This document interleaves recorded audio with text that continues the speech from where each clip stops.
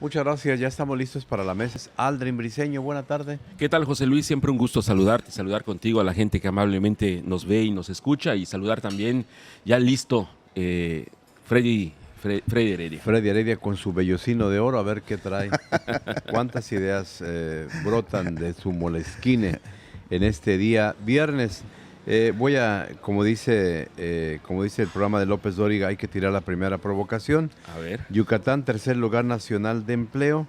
Buen cierre en general de este tema. Los números son positivos, 98.3% con respecto a los años anteriores, y Yucatán escala al tercer lugar nacional en este tema de atracción de inversiones. Cuando uno dice empleo bien pagado, luego la gente comenta, ¿a qué le llama usted empleo bien pagado? ¿Qué tan bien pagado? ¿Qué tan bien pagado puede ser? Yucatán tradicionalmente no pasaba del salario mínimo de manera casi colectiva. El 60 y tantos, 70 y tantos % de la población solo podía ganar el salario mínimo. Sin embargo, a partir de que se le sube el sueldo a los policías, se le sube el sueldo a los maestros, el ingreso más o menos mínimo ya oscila entre los 10 a 15 mil pesos. Y de ahí viene el de 20 mil, que es el de los policías, y de ahí para arriba, bueno, pues entonces se considera como un empleo bien pagado. Hay todavía muchas negociaciones, empresas que quieren pagar el mínimo, pero ya no tienen personal. Y ese es un problema para ellos, los que no quieren pagar más. Sin embargo, decíamos, la vara quedó a muy alto nivel para aquel que pretenda continuar con esta labor de atracción de inversiones. La administración pública, José Luis, a su mejor opinión, yo creo que evidentemente se maneja propiciador, ¿no? bajo la lógica y propicia bajo una lógica de aquello que no es medible, no es mejorable. Yo creo que es algo que hemos escuchado mucho en los últimos años y es importante el hecho de medir y medir con justeza y que organizaciones a nivel mundial, interamericano, nos vayan señalando cuáles son los logros que ha tenido un gobierno como el que termina, precisamente para que sea el punto de arranque y de inicio para el gobierno que continúa. ¿Y por qué es importante el hecho de manejarlo de esta manera? Porque seguiremos estas mediciones, José Luis, algo que lamentablemente en algunas ocasiones hemos visto, sobre todo en el tema educativo, es que se abandona el hecho de medir y al dejar de medir nos quedamos como a ciegas. No podemos ver lo bueno que han hecho los gobiernos, los claroscuros que han tenido los gobiernos y particularmente en el tema de la captación de inversiones para el estado de Yucatán, que ha sido, pues evidentemente, un buen trabajo realizado a lo largo de estos años. Y esto es parte de esa inercia, porque no olvidemos que el secretario encargado del rubro, pues evidentemente viene no de 6 años, viene de los otros 6 años. O sea, es un trabajo continuado de 12 años, viene de muy parecido. De por lo menos 9 años, porque fue el consejero buscar, jurídico. Ándale, y podemos buscar algunas coincidencias. ¿Por qué? Porque este trabajo continuado en ministerios o en secretarías, como es la Secretaría de Economía, como es lo que está sucediendo en seguridad, que no tan solo el propio secretario viene con 6 años, sino viene con 12 y carga con otros 6 años, sí. y carga con 20 y tantos años en el cargo, pues evidentemente le da ciertas certezas en cuanto al conocimiento de lo que están haciendo. Entonces, bajo esta lógica, qué bueno que se está midiendo, José Luis, porque es un punto de arranque, sobre todo para poder comparar y para poder entender lo que haga el nuevo gobierno. Fíjate que Freddy Heredia, yo escuchaba a un empresario que decía, usted ratifica en el cargo a Luis Felipe Saidén y ratifica en el cargo a Ernesto Herrera y el resto de las posiciones se acomodan solas. Y él dice, bueno, a mí no me interesa tanto quién va a ser el secretario de Turismo, quién va a ser el que se encargue de los derechos humanos, quién se va a encargar de la mujer, etcétera. Me decía, con esos 2 cargos, el resto poco a poco se van acomodando. ¿Opinas tú más o menos lo mismo? Por supuesto, porque aquí es un asunto de orgullo muchas veces para el gobernador entrante, ¿no? ¿Cómo me van a imponer? No, escucha las voces. No solo escucha las voces, porque crear un empleo... Escucha las voces y lee la estadística. Crear un empleo no está fácil. Crear un empleo bien pagado con todas las prestaciones de ley, donde tanto hombres como mujeres, ¿verdad?, puedan tener acceso a créditos de vivienda, a salud, a bienestar, no es fácil. Y sobre todo que ahora no estamos para experimentos. Hace poco, leímos en la prensa, escuchamos acá, don José Luis, como por ejemplo el grupo Xcaret, que iba a crear un parque temático, obviamente iban a crearse 1,200 fuentes de empleo. Lo clausuran, ¿ok? Lo clausuran. Imagínate a esa gente que está por Santa Elena, o quién les va a dar otra perspectiva, o quién les va a llevar 1,200 fuentes de empleo. Pero lo cierran y a 80 kilómetros lo van a abrir en Esna, Campeche. Antes, menos de 80 kilómetros. ¿Qué te está diciendo? ¿O qué te está diciendo? Que tu futuro gobernador tienes que tener a una persona preparada para que no se vaya precisamente estos capitales, porque la sociedad no solo se vive con programas sociales. Si creen que los programas sociales van a hacer que Yucatán se desarrolle, no se va a desarrollar. Lo que se va a fomentar es la violencia y la desintegración. Lo que necesitan las nuevas generaciones, lo que se está haciendo bien, porque cuando se hacen las cosas bien, hay que decirlas, ¿no? Hay que decirlas. Que se pueden mejorar, por supuesto que se puede mejorar. Por ejemplo, aquí, las carreras, vemos cómo las universidades van a la par junto a las carreras que está pidiendo en el mercado. No es momento de improvisación, no es momento de a ver qué es lo que hay o a ver qué es lo que me dejan, porque estás jugando con vidas humanas, Freddy, estás jugando con familias. Hay grupos de ambientalistas, 3 o 4 se organizan, van y platican con un comisario y le dicen, oye, te van a cortar aquí estos árboles, va a desaparecer el pueblo, se va a volver otro panorama. Lo convencen, arman una mesita y tiran lo que tú decías, desacreditan a quien quiere invertir. Y claro, el que quiere invertir, ya sea que Ken, Xcaret o algún otro más, se asusta y dice, ¿en qué lugar voy a llevar esta inversión? Pues hay 10 alzando la mano. Claro. En todo el país, aunque haya violencia. Pero Claro. si aquí no me están dejando, porque este grupo de personas a las que yo les presento pruebas de que no contamino, de que quiero ser amigable con el medio ambiente, de que quiero favorecer la planta laboral, que voy a generar infraestructura, les muestro planos, pero no los puedo convencer. El gran problema sigue siendo, José Luis, porque así como estamos con altas tasas, al menos en el estado de Yucatán, en el tema del empleo, otra de las grandes carencias en el estado mexicano es ese combate frontal a la corrupción. Y la corrupción, lamentablemente, José Luis, ha enseñado a muchos sectores de la sociedad que aquello que no se puede con una corta. Se puede dándole el mensaje correcto a la persona correcta.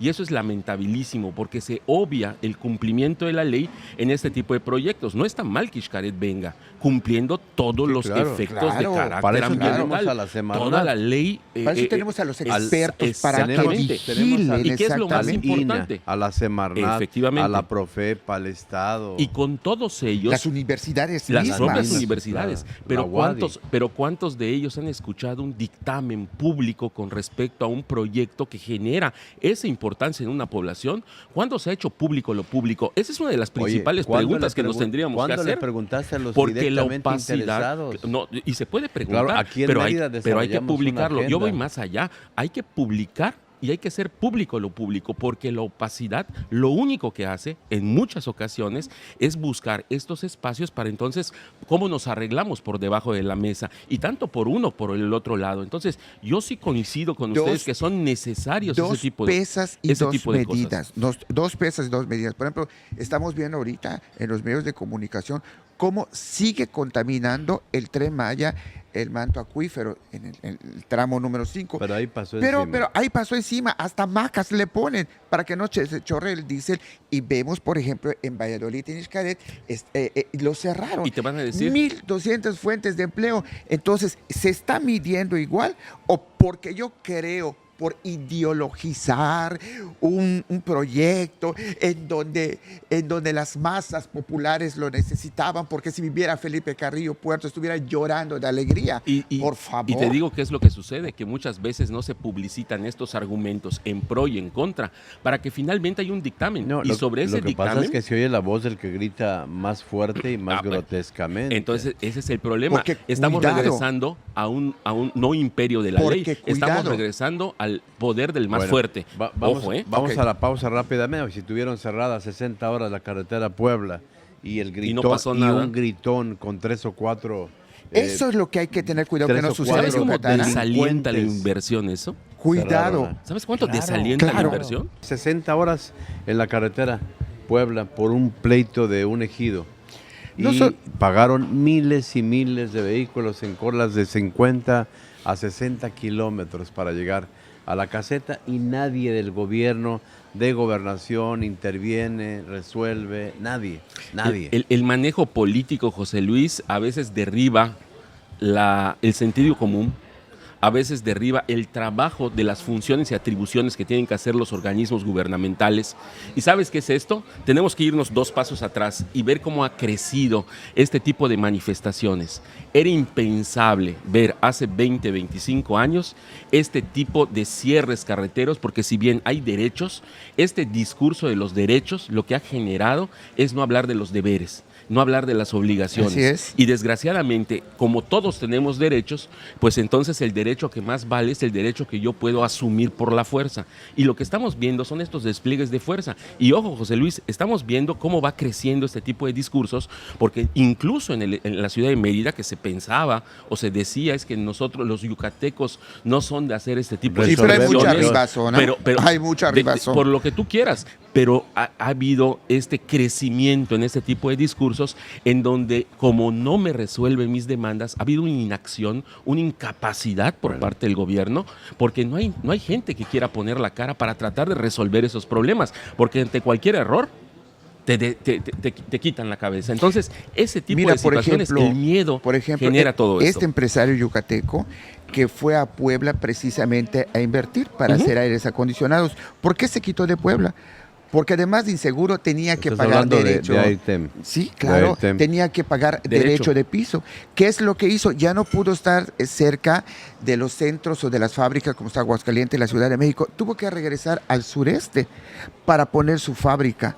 Para nosotros, qué bueno, ¿verdad? Porque es Abandonó la nave y dejó todo por allá. Por ejemplo, ¿cuál fue el problema para regresarse de el señor Abimeri a Yucatán? Dice, 1, huelgas permanentes. Siempre presión sindical. 2, derecho de piso. 3, el tema de las carreteras y la inseguridad en los alrededores. Y nada más con eso ya estás tornado. por ejemplo, No podrías sacar tu producción. aquí te dicen igual las mismas compañías pesqueras o la gente que se atreve a irse por carretera a México, te dice que de Veracruz a Puebla, ahí está esperando el crimen organizado para asaltarte, para que pagues derecho de piso y viceversa. Los que vienen de la Ciudad de México, que son los que nos proveen de muchas cosas aquí en Yucatán, tienen que pagar el derecho de piso. Y no solo pagar el derecho de piso a un cártel, son varios a los que se le tiene que pagar derecho de piso, ¿no? Entonces yo creo que hay que tener cuidado, en primer lugar, 1, que Yucatán sea un estado de oportunidades. ¿Y a qué le llamo oportunidades? Que se sigan creando fuentes de empleo para las nuevas generaciones que están saliendo de las universidades y también para los que no salen de las universidades. Que se siga creando, se siga manteniendo esta paz social que aún y con aquellos, pero son menores. Entonces se necesita de un gobierno que ahora, o alguien que va a entrar, esté pendiente precisamente con el empresariado. Tiene que haber una sinergia. Tocas Por lo muchos pronto- temas. Por lo pronto, en el tema del Tren Maya, en este caso de inversión, 35 mil millones de pesos para el tema de la carga. Creo que es un buen anuncio para darle al tren otra utilidad claro. No, que le dé rentabilidad. Para que le dé utilidad. al A ver, proyecto. pero no, tenemos que ser muy claros también en esto. No es para que le dé. Se ha sabido desde siempre, desde la creación de aquel famoso tren de Mérida a Punta Venado en la época de Enrique Peña Nieto, De que la Ivonne vocación Ortega. del tren era de carga. Siempre se ha dicho que una de las vocaciones o la principal vocación del tren tendría que ser la de carga. ¿Para qué? Para poder alimentar todo el mercado de la Riviera Maya. Y en ese sentido yo creo que sí, es un muy buen augurio, es un buen anuncio el hecho de que se hable de que lo que siempre se ha pensado, porque los diagnósticos siempre han existido, José Luis, Freddy. México es un país sobrediagnosticado, se sabe perfectamente dónde está el crimen organizado, se sabe perfectamente y se ha normalizado los temas del pago de piso, y lamentablemente la sociedad ve hacia otro lado porque todavía es vivible. ¿Cuándo deja de ser Pero, vivible no, una pero- sociedad? pero si el hasta el oye, momento en que deja de serlo. Si el, y gobi- esperemos si- que no sea si tan el fuerte gobierno eso. es pasivo, pues la sociedad ¿para dónde tiene que voltear? ¿no? Bueno, es que es Ahí eso. tiene que huirle a El las dinamo, balas. el dinamo de la acción política y de la acción social tiene que ser el gobierno. Por ejemplo, Bien. información, algo que usted decía, información, es importante que informen a la sociedad. De repente vemos a un tren que nos van a decir que ya está listo el 15 de septiembre. Mentiras, el tren todavía no funciona la parte eléctrica, todavía funciona con diésel, Bueno, no funciona está terminado. En combinaciones, hay zonas donde se engancha To- la electricidad. Todavía Sí. tengo entendido que le falta mucho a este tren. O sea, no sabemos a ciencia cierta cómo se invirtió en este tren. El impacto ambiental que hoy se está descubriendo, porque déjame decirte que el impacto ambiental se está descubriendo, no es capaz el gobierno de decir, está pasando, está sucediendo, el mal menor puede ser. No, Pero es esta falta de discusión del tema, porque todo programa gubernamental tiene un impacto. Solamente que cuál es la Hay que hacer que sea cuál el es la- menor. y cuál es la mitigación al impacto. Sobre eso se tiene que cuidar y sobre eso se tiene que hacer un discurso, porque lamentablemente solamente escuchamos lo que nos dicen unos y lo que dicen cuidado, los por otros. ejemplo, ahí está Shoken. Shoken fue interesantísimo. Obviamente se desploma la bóveda, como muchos cenotes, porque nuestro suelo es kárstico, y al desplomarse la bóveda se cae y se abre el cenote. Es natural lo que pasa. Ojalá que los estudios que hicieron durante el tramo del tren no hay esas bóvedas tan endebles. O sea, Bueno. están esos estudios. Coincido Por lo contigo en pronto eso. ya pudimos viajar en el Tren Maya y fue puntual. Y no te invitaron ni a ti ni a mí. Fue Adri. puntual en la salida, puntual en la llegada, iba lleno. Sobre todo, fíjate que lo está usando mucho la gente de la tercera edad, que son esas personas que tienen más tiempo libre, Añoranza. incluso más cercanía afectiva con el presidente de la República. Bastante bueno todavía el recorrido. Se corre a 150 kilómetros por hora de Ah, mira. Mérida a Izamal, y de Izamal a Valladolid es más lento por el tema de cargarse hacia la autopista. Parece ser que ahí hay un poco más de inestabilidad, podríamos decirle, pero el problema del Tren Maya es la conectividad con las ciudades que va tocando. Por ejemplo, en Izamal está a 3 kilómetros la estación. Sí. El taxista te cobra 300 pesos. Llegas a Valladolid, la estación está a 3, 4 kilómetros de distancia y ahí los taxistas se ensañan y te cobran 300, 400 pesos, y si ven a un güero de ojo de color le cobran 1,000 pesos. Entonces hay un problema muy serio que tendrían que resolver autoridades municipales de Izamal, de Texcoco, de Valladolid, con respecto al Tren Maya. Sentarse con la autoridad del Tren Maya, con el comandante Águila, y decirle, oiga, ¿cómo le hacemos para fijar tarifas ya establecidas. Totalmente, 100 pesos por llevarte a Valladolid, bueno, se entiende. Pero si el tren te cobra 253 pesos de Mérida a Valladolid y el taxista te cobra 300 para llevarte y 300 para traerte de nuevo a la estación, pues ahí se va toda tu... Y espérate, toda Las tu lana. conectividades asociadas y es lo que espera- no hacen factible Y, esto. y otra Y el ventaja, mototaxi, espérate que entre. en cada vagón hay 1 o 2 de la Guardia Nacional. Ellos mismos tienen miedo de lo que pasa, sobre todo en el tramo Campeche hacia Palenque. Por supuesto. Entonces, de hecho, va Por la tasta bien, ahorita está cerrado, va están bien los resguardado, asaltos. va bien resguardado el Tren Maya por gente de la Guardia Nacional. Pero es Incluso- el tramo de Campeche, ¿no? No, en todos los tramos. En todos los tramos, En todos sí. los tramos la gente de la Guardia Nacional vigila permanentemente que el tren haga sus Fluya. recorridos, fluya de manera adecuada. No Entonces, vaya a bueno, haber. la obra ya está. Es importante decirlo. Lo que viene ahora es el Que se tema le dé de la la, utilidad. utilidad en la carga. Sobre todo con el ramal que se está proyectando, de Pochila, Humán, hasta el puerto de Progreso, pasando por los 2 polos del bienestar. Va a ser un brazo extendido para poder atravesar el parque científico, llegar hasta Paraíso en Progreso y de ahí jalar la carga. Por y- eso es y importante distribuirla. que el gobierno que entre y el que salga Conozca bien el proyecto. conozca bien el proyecto, porque no se va a improvisar. Mira, se llamaba Zona Económica Especial. Nada más le pusieron bienestar, autorizado. Todo lo que sea bienestar está autorizado. Fue una reunión Entonces, de... esta es la mesa del bienestar. El Autorizada. próximo gobernador estuvo en una reunión con Claudia Sheinbaum y igualmente con todos los Con gobernadores del Mauricio sur-sureste, Vila, ¿no? y ahí hablaron de los 35,000 millones para la carga, el compromiso de este renacimiento maya, todo lo que consigna Revista Yucatán se dijo en esa reunión. Freddy Heredia, Buenas tardes. Muchas gracias. Aldrin Briseño, Muchas gracias, José Luis.